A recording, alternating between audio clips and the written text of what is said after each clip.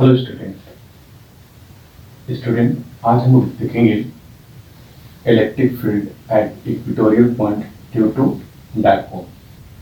तो ये जो इक्वेटोरियल लाइन है, सबसे पहले हमें समझना होगा कि इक्वेटोरियल लाइन है क्या। तो देखिए स्टूडेंट, बहुत सिंपल है। वो लाइन जो डायपोल के ऊपर परपेंडिकुलर हो और डायपोल के सेंटर से होकर के क्रॉस कर रही हो, है ना। वो लाइन जो डायपोल पर परपेंडिकुलर हो और डायपोल के सेंटर से होकर के जा रही हो, उस लाइन को हम कौन सा लाइन कहते हैं? Equatorial line. यानी अगर मैं यहाँ y लिख दूँ तो ये जो OY है ये इक्वेटोरियल लाइन कहलाएगा। ठीक है, तो आप इक्वेटोरियल लाइन के लिए क्या कह सकते हो?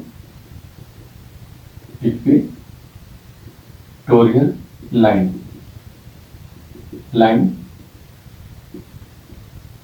which is perpendicular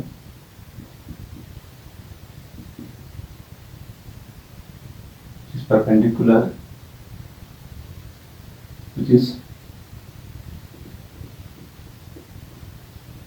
perpendicular on dipole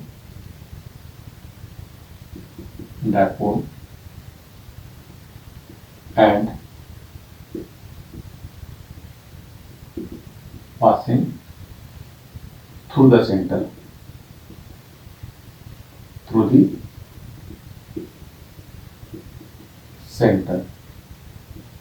of dipole। ठीक है, तो अगर मान लो पेपर में आ जाता है कि what is the equatorial line, आप कह सकते हो the line which passing through the which perpendicular to the dipole and passing through its center is known as equatorial line. और इसी लाइन पर अगर हम लोग कोई पॉइंट कंसीडर कर ली, जैसे हमने पी पॉइंट कंसीडर किया, तो वो कहलाएगा इक्वेटोरियल पॉइंट। तो हमें क्या करना है कि इसी पॉइंट पर हमें इलेक्ट्रिक फील्ड की वैल्यू बतानी है कि इलेक्ट्रिक फील्ड की वैल्यू क्या होगी। देखिए, इसके लिए अगेन हम लोग प्रिंसिपल ऑफ सुपरपोजिशन यूज करेंगे। यानी पहले ये जो डायपोल का प्लस चार्ज है उसके कारण हम लोग यहाँ पर फील्ड निकालेंगे, फिर इसके कारण फील्ड निकालेंगे और फिर उसका वेक्टर सम जो एज यूजुअल हम लोग जानते हैं वेक्टर सम कर देंगे। ठीक है, तो हम लोग का टारगेट होगा कि इंडिविजुअल फील्ड निकाल करके उसका वेक्टर सम करना, और वो जो रिजल्ट आएगा वही इक्वेटोरियल फील्ड पॉइंट पर इलेक्ट्रिक फील्ड की वैल्यू होगी। देखिए कैसे। तो इसके लिए हम लोग क्या करेंगे, कुछ कंस्ट्रक्शन पॉइंट देखिए ध्यान से। सबसे पहले ये सेंटर ऑफ द डायपोल है, तो ये ए हो जाएगा और ये ए। ओ से लेकर के जो पी तक का जो डिस्टेंस होगा, जनरली हम लोग distance centre of the dipole से लेते हैं, तो सेंटर ऑफ द डायपोल से पी का जो डिस्टेंस होगा उसे आर पा लीजिए। अब देखो, अगर ये आर है, ये ए है और यहाँ ये परपेंडिकुलर है, तो ये डिस्टेंस अगर हम मान लेते हैं R1 है और ये डिस्टेंस यानी R1 मीन्स ए से लेकर पी तक का जो डिस्टेंस है, इसे अगर हम लोग R1 मान लें और बी से लेकर के पी तक का जो डिस्टेंस है उसे हम लोग R2 मान लें, तो क्लियर है कि जो R1 है और R2 ये दोनों आपस में इक्वल होंगे। और ये इक्वल वैल्यू निकलेगा कैसे? तो हम लोग with the help of Pythagoras theorem निकाल सकते हैं, R² प्लस A²। ठीक है, तो ये जो R1 और R2 की वैल्यू है दोनों इक्वल होगी और दोनों हम पाइथागोरस थ्योरम से निकाल सकते हैं। जहाँ से देखिए, है ना, ये हाइपोटेनियस है ना, ये परपेंडिकुलर, ये बेस है, तो अगर हमने इसको थीटा माना तो ऐसे सिचुएशन में R1 और R2 की वैल्यू हमारे पास आ जाएगा √R² प्लस A²। तो ये दोनों वैल्यू इक्वल होंगे। अब इस प्लस चार्ज के कारण इलेक्ट्रिक फील्ड निकाल लीजिए। ठीक है, तो electric field at P due two plus Q। इस फील्ड को मान लो E1। ठीक है, तो ये जो E1 होगा, है ना, ये E1 दिस इक्वल टू ये बन जाएगा KQ अपॉन R1², है ना, R1², क्योंकि इस पॉइंट का डिस्टेंस इस प्लस चार्ज से R1 है, तो यहाँ पर R1 का स्क्वायर हो जाएगा। अब देखिए R1 की वैल्यू ये है, तो अगर आप उसका स्क्वायर करोगे तो क्या हो जाएगा, ऑब्वियसली तो रूट हट जाएगा। फिर मैं दिखा देता हूँ, इधर R square plus A square, इसका क्या हो जाएगा होल स्क्वायर। तो ये जो रिजल्ट आएगा E1 की वैल्यू ये जाएगा K Q upon R square plus A square, right. वैसे ही आप E2 भी निकाल लीजिए। सिमिलरली आप E2 की वैल्यू निकाल सकते हैं, यानी इस चार्ज के कारण इलेक्ट्रिक फील्ड एट P, तो electric field at P due to minus Q, तो ये भी सेम आ जाएगा, है ना, क्योंकि डिस्टेंस भी सेम है, चार्ज भी सेम है ना। तो ये हो जाएगा K Q upon R square plus A square, ठीक है। इसे इक्वेशन नंबर 2 मान लो, ठीक है, इसे इक्वेशन नंबर 2 मान लीजिए। तो देखिए इस इक्वेशन को देखिए और इस इक्वेशन को देखिए, तो दोनों को लगता है कि दोनों वैल्यू आपस में इक्वल है, इसका हम इन दोनों को आपस में इक्वेट कर सकते हैं। तो हम कह सकते हैं कि E1 therefore E1 is equal to E2 is equal to KQ upon R square plus A square, ठीक है। तो ये दोनों वैल्यू आपस में इक्वल हो गए। अब तो यहां तक अभी तक हमने समझा कि E1 कैसे निकाला और E2 कैसे निकाला और दोनों की वैल्यू आपस में इक्वेट कर दिया। अब देखिए स्टूडेंट ध्यान से, है ना, अगर मान लो इस एंगल को थीटा मान लीजिए, है ना, ये जो थीटा ये जो एंगल है अगर आप उसको थीटा मान लो, तो देखिए ये थीटा होगा तो ये एंगल भी थीटा हो जाएगा, है ना। कैसे, तो ये देख लो ये थीटा है, तो ये इसलिए थीटा होगा क्योंकि ये कॉरस्पॉन्डिंग एंगल है, ये लाइन और ये एक्सिस और ये आपस में पैरेलल है, तो ये थीटा होगा तो ये भी थीटा होगा।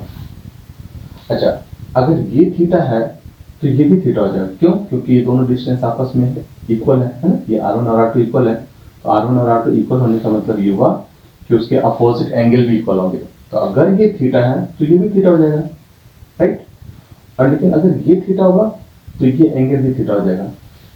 ये किस प्रॉपर्टी से, तो ये होगा ऑल्टरनेट एंगल, तो ये कॉरस्पॉन्डिंग से इक्वल हुआ और ये आपस में ऑल्टरनेट एंगल से इक्वल हो जाएगा। ऐसे सिचुएशन में जो हमने E1 निकाला, ये जो E1 है, अगर ये थीटा एंगल है और ये E1 है, तो क्या ये E1 दो कंपोनेंट में रिजॉल्व नहीं हो रहा है ना। ये जो E1 है, क्या ये E1 दो कंपोनेंट में रिजॉल्व नहीं हो जाएगा।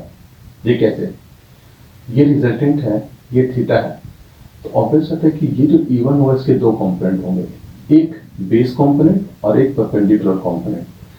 थीटा जिसके साथ, जिस साइड के साथ या जिस एक्सिस के साथ होती है वो बेस कंपोनेंट कहलाता है और दूसरा परपेंडिकुलर कंपोनेंट कहलाता है। तो थीटा इसके साथ है इसलिए बेस कंपोनेंट और ये परपेंडिकुलर। तो ये जो बेस कंपोनेंट होगा वो कॉस में और परपेंडिकुलर कंपोनेंट साइन में हो जाता है, तो E1 कॉस थीटा हो जाएगा और ये E1 साइन थीटा हो जाएगा। ये हो जाएगा E1 कॉस थीटा और ये हो जाएगा E1 साइन थीटा। वैसे ही अगर आप इस E2 को देखो, तो ये जो E2 है, ये जो E2 है, ये भी दो कंपोनेंट में रिजॉल्व हो जाएगा। एक हो जाएगा base component E2 cos theta और दूसरा हो जाएगा perpendicular component E2 sin theta, E2 cos theta और E2 sin थीटा। लेकिन आप देखो कि E1 और E2 की वैल्यू इक्वल है, यानी ये जो E1 है और ये जो E2 है, ये दोनों वैल्यू आपस में इक्वल है और इसके साथ भी साइन लगा हुआ और इसके भी साइन लगा हुआ है। इसका मतलब है कि ये कंपोनेंट और ये कंपोनेंट एक दूसरे के वर्टिकल अपोजिट है। देखिए एक ऊपर है तो दूसरा नीचे है, तो ये हो गया वर्टिकल अपोजिट। और अगर वर्टिकल अपोजिट होगा तो जितना फोर्स ऊपर की ओर लग रहा उतना ही फोर्स नीचे की ओर लग रहा, इसका मतलब दे कैंसिल टू ईच अदर। तो ये जो E1 sin थीटा है और E2 sin थीटा ये एक दूसरे को कैंसिल कर देंगे, तो इन्होंने एक दूसरे को कैंसिल किया। लेकिन क्या ये दोनों भी एक दूसरे को कैंसिल करेंगे, तो बोलोगे नहीं सर ये तो दोनों एक दूसरे को कैंसिल कर ही नहीं सकते क्योंकि दोनों ये सेम डायरेक्शन में है। तो ऑब्वियस है कि ये दोनों सेम डायरेक्शन में है, तो ये एक दूसरे को कैंसिल नहीं करेंगे बल्कि दोनों ऐड हो जाएंगे। यानी रिजल्टेंट फील्ड बनाने में इसी दोनों कंपोनेंट की योगदान है ना, इसका ये तो दोनों एक दूसरे को कैंसिल कर रहे हैं। तो क्लियरली हम लिख सकते हैं, है ना, ये हम लोग क्या लिख सकते हैं, clearly from the diagram E1 sin theta and E2 sin theta cancel out to each other, ये दोनों एक दूसरे को कैंसिल कर रहे हैं, ठीक है, ये दोनों एक दूसरे को कैंसिल कर रहे हैं, तो ये एक दूसरे को कैंसिल कर देंगे। सो देयरफॉर रिजल्टेंट फील्ड कैसे निकलेगा फिर, है ना, तो रिजल्टेंट फील्ड के लिए रिस्पॉन्सिबल फैक्टर कौन है, तो रिजल्टेंट फील्ड के लिए रिस्पॉन्सिबल फैक्टर सिर्फ E1 cos थीटा और E2 cos थीटा है ना। सो देयरफॉर रिजल्टेंट फील्ड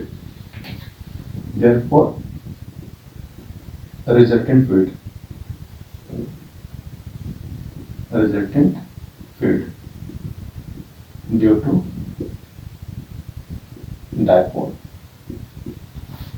तो ये ई इक्वेटोरियल है ना, रिजल्टेंट फील्ड को ई इक्वेटोरियल लिख देते हैं, तो ये हो जाएगा E1 cos theta plus E2 cos theta, ठीक है। लेकिन एक चीज आप देखो, तो ऐसा लग रहा है कि ये जो है ना, ये जो कॉम्पोनेंट है वो नेगेटिव एक्स एक्सिस की ओर है, किसकी ओर है, नेगेटिव एक्स एक्सिस की ओर, तो यहाँ पर हम लोग माइनस आई कैप लिख सकते हैं, देखिए माइनस आई कैप पॉजिटिव एक्स एक्सिस इस डायरेक्शन में होगा, ये हो गया नेगेटिव एक्स एक्सिस, पॉजिटिव इस डायरेक्शन में होगा, तो ये हो जाएगा नेगेटिव एक्स एक्सिस, तो ये हो जाएगा आपका E1 इंटू तो इक्वल है, तो E1 cos theta plus E1 cos theta, दोनों वैल्यू तो इक्वल है, आई कैप, ठीक है, ये माइनस हमने यहाँ रख दिया, तो ये हो गया minus 2 E1 cos theta minus 2 E1 की वैल्यू रख दो, E1 की वैल्यू हमारे पास है K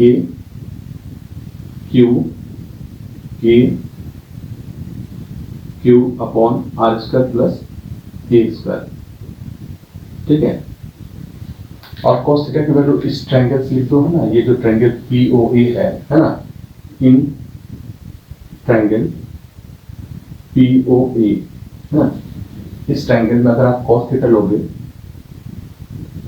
cos थीटा, तो cos theta is equal to क्या आ जाएगा, देखिए बेस अपॉन हाइपोटेन्यूज यानी A अपॉन R1, क्या जाएगा, A अपॉन R1, तो यहाँ से A अपॉन R1 की वैल्यू आपको पता है ना, R1 की वैल्यू क्या है, under root R square plus A square, ठीक है, under root R square plus A square, ठीक है, तो ये वैल्यू आप लिख सकते हैं, इसको चाहो तो इसी के बगल में लिख दीजिए, है ना, यानी cos theta is equal to A by R1, A upon R1 की वैल्यू है हमारे पास R square plus A square, ठीक है, तो यहाँ पर ये जो cos है इसकी वैल्यू हम लोग लिख देंगे A divided by under root R square plus A square, तो बताइए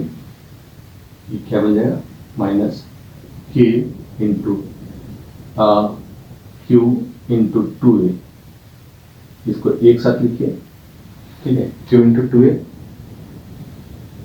K Q इंटू 2A एक साथ लिख दिया, और देखो ये 1 पावर है, ये हाफ पावर है, तो ये हो जाएगा R square plus A square, इस पर 3/2 पावर, ठीक है, 1 ये हो और हाफ ये हो, रूट का मतलब हाफ पावर होता है, इसको ऐसा क्यों लिख रहे हैं, तो आपको पता है कि Q इंटू 2A मिलकर के डायपोल मोमेंट हो जाता है, तो ये आपका फाइनल रिजल्ट आ जाएगा कि इक्वेटोरियल फील्ड पर इलेक्ट्रिक फील्ड की वैल्यू क्या होती है, minus KP upon R square plus A square का 3/2 पावर, राइट, तो यहाँ तक हम लोग समझ गए। अब हम देखते हैं कि जैसे इसका कोई कॉन्सेप्ट देख लिया जाता है ना, एक दो कॉन्सेप्ट देख लेते हैं, तो कंसेप्ट देखते हैं हम लोग।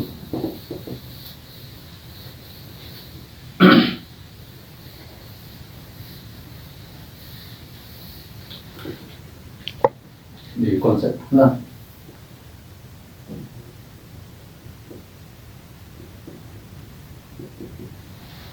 कॉन्सेप्ट पहला कि अगर आर की वैल्यू ए से बहुत बड़ी है तो ऐसे सिचुएशन में ये जो ए स्क्वायर है, ए स्क्वायर ये आर के कंपेयर में नेगलेक्ट हो जाएगा, ये टेंस टू 0 हो जाएगा।